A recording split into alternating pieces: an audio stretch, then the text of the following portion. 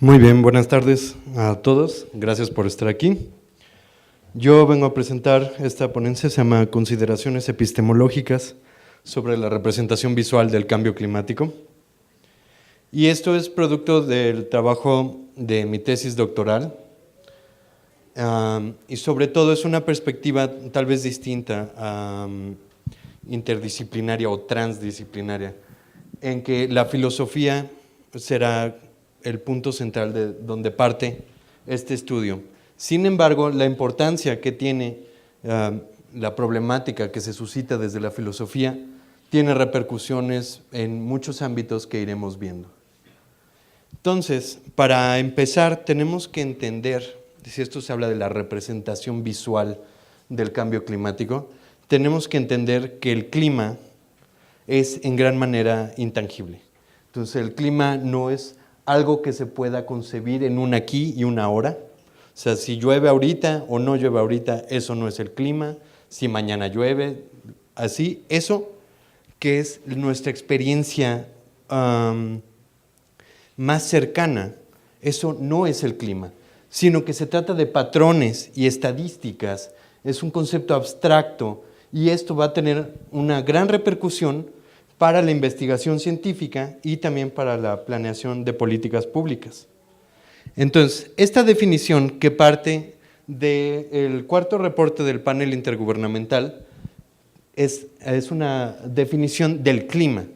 Y ahí podemos ver que dice the average weather, que en español hay un poco de problema al decir weather porque no hay una palabra exacta más que temperie tal vez para definir y que no confundir el clima con lo que sucede el día de hoy. Entonces vemos que es el tiempo promedio, la temperie promedio, habla de periodos de tiempo que van de meses a miles o millones de años. Y entonces son variabilidades, descripciones estadísticas.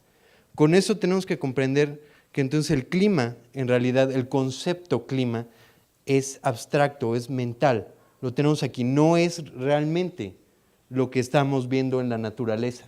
Y es precisamente eso lo que causa un gran conflicto. Y esto es un conflicto que se puede rastrear incluso a los principios de la filosofía moderna, donde hay una corriente filosófica que se le llama racionalista, que no voy a entrar en grandes detalles, más que el punto del conocimiento siempre es la mente. La mente siempre va a ser el punto último. Dentro de la corriente filosófica racionalista, donde podría bien estar Descartes o Kant, una observación es más una construcción mental. La mente es quien dota del conocimiento. Por el otro lado está la corriente empírica o empirista, que considera las observaciones como una así transparente de los sentidos, del mundo a los sentidos y viceversa. De esta manera, por un lado, hay una representación en el sentido de que esto que representa el clima es igual a el mundo natural. En la otra perspectiva, esa sería la empirista, en la otra perspectiva, como una construcción mental, significa las teorías que yo tengo con respecto al clima o lo que provoca el cambio climático, digamos, son lo que está formando la idea, la representación visual del clima. Ahorita vamos a aterrizar en todas estas cosas que estoy diciendo. Y entonces la representación es un acto intencional que relaciona dos objetos. Uno, el referente o una fuente, que es un objeto determinado, que se utiliza para representar algo. Por el otro lado está la representación en sí, que puede jugar el papel de un sustituto, una foto desde la perspectiva empírica o una construcción desde la perspectiva racionalista. Y por último, hay un mecanismo de representación que está involucrado. Esta es la forma en que se representa, en que se codifica la imagen. De esta manera, esto puede ser una representación del clima.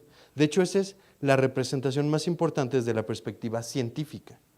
Entonces, aquí una observación, lo que uno podría considerar observar, digamos desde la física newtoniana, la observación no hay duda de algo que observas, está ahí en un aquí y un ahora. Aquí vemos que hay una comparación entre modelos y observaciones.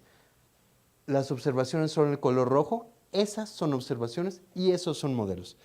Desde la climatología, eso es lo que se considera una evidencia, una observación del cambio climático, pero es solo una forma en la que se puede anclar el concepto. Por otro lado, si en uno está la representación, el otro está el referente. Entonces, ¿cuál es el referente? Si vamos a representarlo de X o Y manera, el cambio climático, ¿cuál es el referente? Entonces, ¿hay un referente único, irreductible del cambio climático? ¿O hay varios? ¿O no hay ninguno? ¿Cuál es el verdadero e irreductible? ¿Es poner esta imagen, esta representación visual? ¿Ahí está el cambio climático? ¿Está ahí el cambio climático? ¿En el oso polar? ¿En la persona, en una desertificación? ¿O en esta perspectiva, en esta gráfica? ¿O en un cómic? Vean cómo aquí lo que representa el cambio climático es un símbolo y es un témpano de hielo. Y esto es, en gran manera, ponerlo como un témpano de hielo, o como un oso polar, o como una gráfica, o como un desierto, es parte de esta problemática de realmente poder contener al referente cambio climático en la representación. Entonces, además, hay un problema en la temporalidad. Y esto quiere decir que las imágenes como esta, muestran un aquí y un ahora. Eso está sucediendo espacio-temporalmente de mucha claridad, pero es en este momento.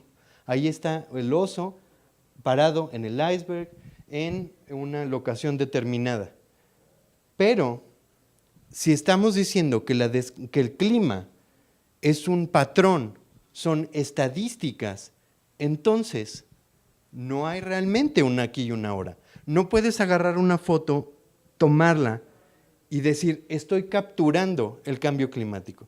Puedes capturar escenarios relacionados, asociados, pero nunca el fenómeno en sí, simple y llanamente porque no puedes poner en una imagen un aquí y un ahora.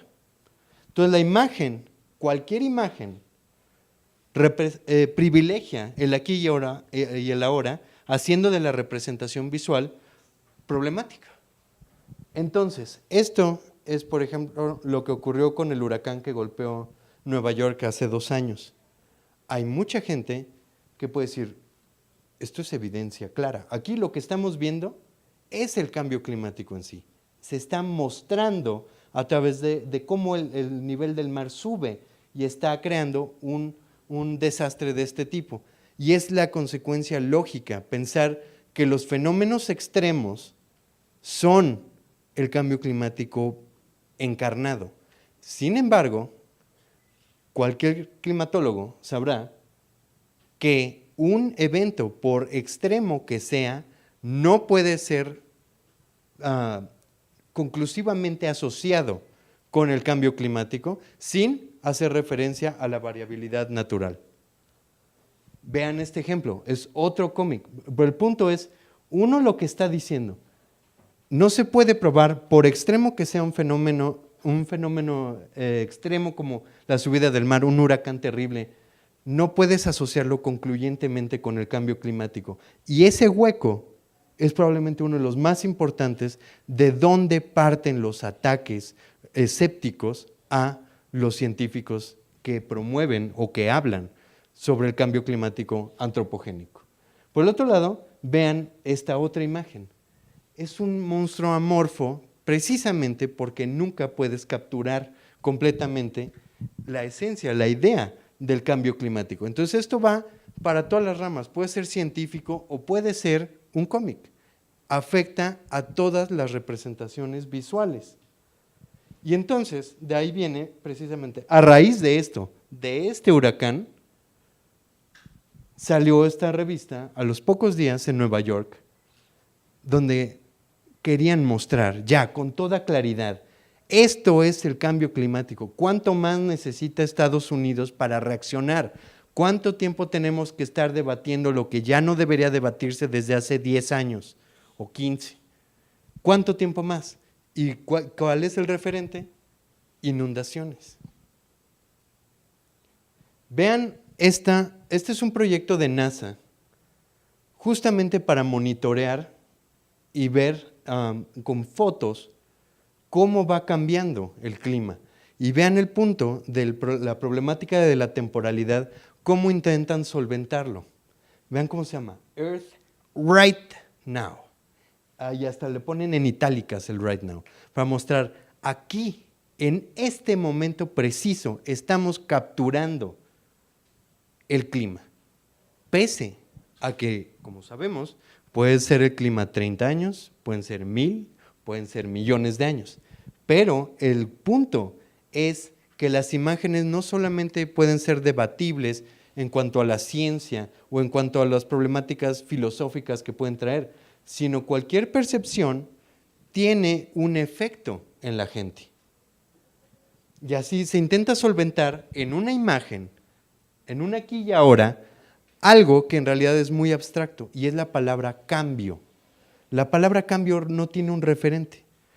Es completamente abstracto, es algo que todos entendemos que quiere decir cambio, pero que no se puede mostrar en una simple imagen, a menos que intentes algo así. Y es justo la prueba de esta imagen. Quieren pasar del verde a la completa desertificación en una sola imagen. Por otro lado, tenemos este tipo de comparaciones. Dicen, ¿quieren ver cómo ha avanzado el cambio climático? Miren el glaciar en el año 1800 tal, miren el mismo glaciar en 2014. Entonces, vean cómo ha ido disminuyendo el glaciar.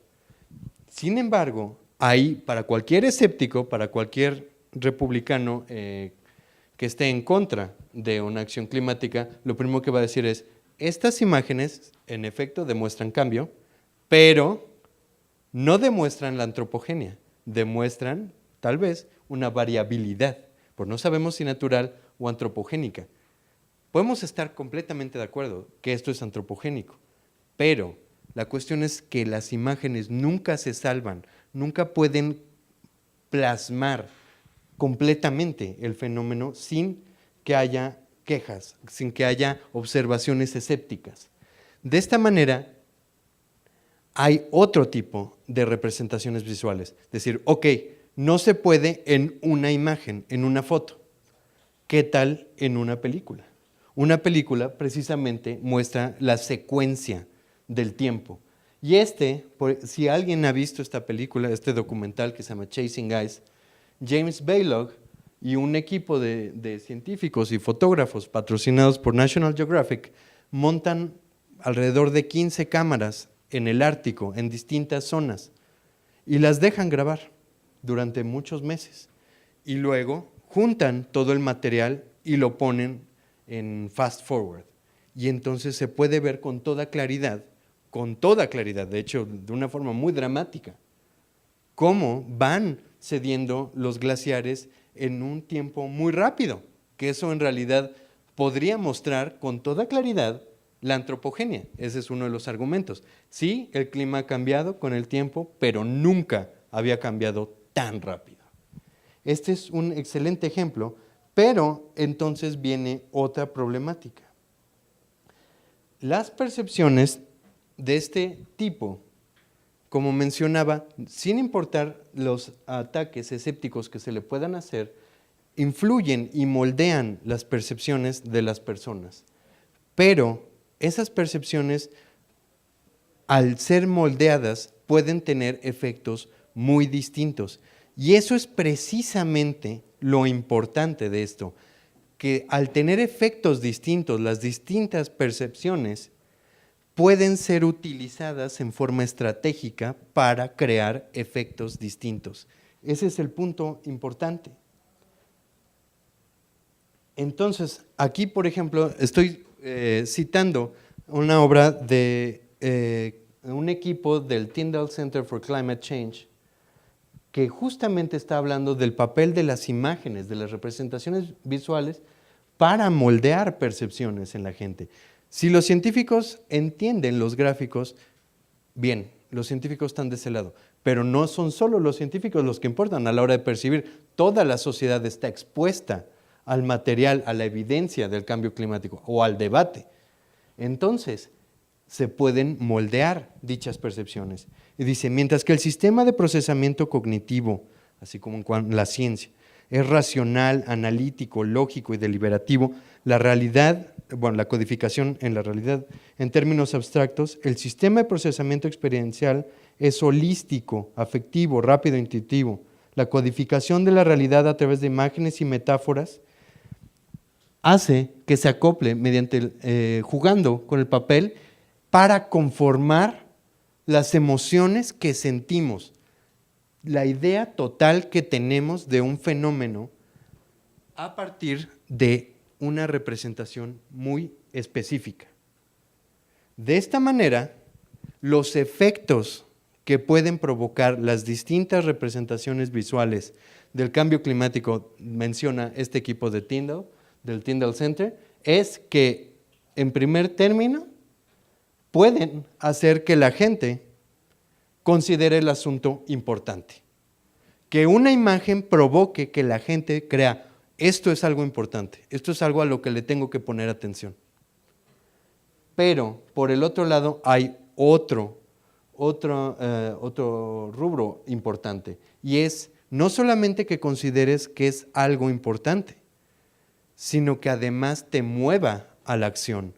Creas que es importante y que hay algo que se tiene que hacer, que hay que presionar a los políticos o hay que personalmente hacer algo que mueve a la acción. Y esos son los dos rubros que pueden cambiar por completo la imagen, la percepción que tiene el público en general o los políticos sobre el cambio climático. Entonces, ¿cuál es el problema al utilizar, por ejemplo, en el caso de Chasing Guys? En efecto, me parece que cumple con la perspectiva A. Logra plasmar, además de forma muy dramática, cómo va cambiando los hielos, los glaciares, pero falla en el segundo punto, y es algo muy importante aquí. Dada que muchas veces se explota el Ártico como una representación visual del cambio climático, eso al mismo tiempo hace que la gente perciba el cambio climático como algo lejano, como algo que no está sucediendo aquí, que finalmente dices, híjole, pobre de los osos polares, de verdad, pobrecitos, se la van a pasar muy mal, sin dar una perspectiva total, global del problema. Y eso es el caso al explotar el Ártico, se ve demasiado lejos. Hay otros ejemplos. De la página Skeptical Science, sacaron este instrumento o widget que se coloca en su página y que se puede colocar en cualquier página, ellos, digamos, lo venden, para que cualquier página que quiera hacer conciencia del cambio climático lo pueda utilizar. Y entonces chequen esta representación visual. Ellos, aquí como lo copié y lo pegué, no se muestra exactamente cómo es la página, porque si estuviéramos en la página lo que veríamos, esa cifra de ahí arriba se va moviendo todo el tiempo va aumentando, aumentando, aumentando, aumentando, aumentando. De hecho, cada segundo, ahí que está haciendo una comparación entre el clima y una bomba atómica, esa es la comparación, ese es el referente. Entonces, al ir aumentando, está diciendo, lo que está sucediendo con el clima, la cantidad de calor contenido, atrapado, es igual a 4 bombas por segundo.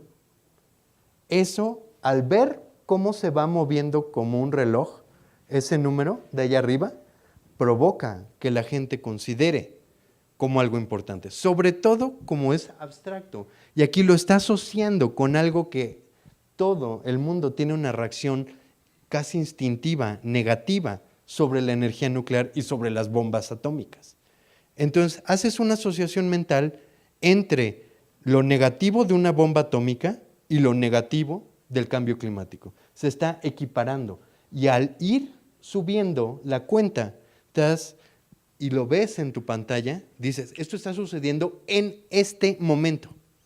No a lo largo de 10 años, en el 2050, en el 2100, sino en este momento. Pero el choque discursivo de mezclar bombas atómicas y cambio climático puede al mismo tiempo crear un efecto contrario, y es paralizar. Hay percepciones del cambio climático que paralizan, que pueden ser tan dramáticos que paralizan a la gente, que dicen, esto está realmente terrible, pero entonces es tan terrible que no hay nada que hacer al respecto. Y entonces esa ya no da la combinación correcta. Tiene que lograr que sea un asunto importante, pero que además mueva a la gente. Estas percepciones provocan parálisis, y la cuestión es que muchas veces al intentar comunicar o divulgar la ciencia del clima, se utilizan metáforas apocalípticas, como el fin de la Tierra, el fin de la humanidad, el fin de la civilización. Y eso, al mezclar imágenes apocalípticas con el cambio climático, también provoca una reacción negativa en la gente, que paraliza. Otro caso que analiza del Tyndall Center es el efecto de utilizar en representaciones del cambio climático a los políticos. Hay políticos que quieren moverse hacia la acción y quieren decir, hagamos algo, o que quieren tomar un papel protagónico.